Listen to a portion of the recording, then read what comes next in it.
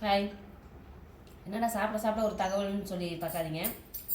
எங்கள் கூட வேலை பார்க்குறவர் ஒருத்தர் வந்து இன்னைக்கு ஒரு இது கேட்டுட்டு இருந்தார். அவர் கேட்டதில் எனக்கு பிடிச்சதை உங்ககிட்ட சொல்கிறேன்.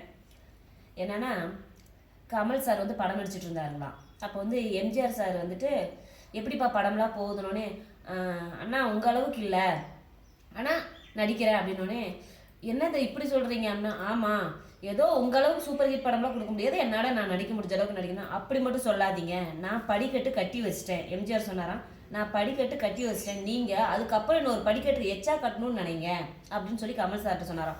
அதுக்கப்புறம் தான் எம்ஜிஆர் சொன்னாராம். அதுக்கப்புறம் தான் கமல் சார் சொல்லுவாராம், ஒவ்வொரு கதையுமே தெளிவாக காதில் வாங்கி அதுக்கப்புறம் தான் நடிக்கவே ஆரம்பிச்சாராம்.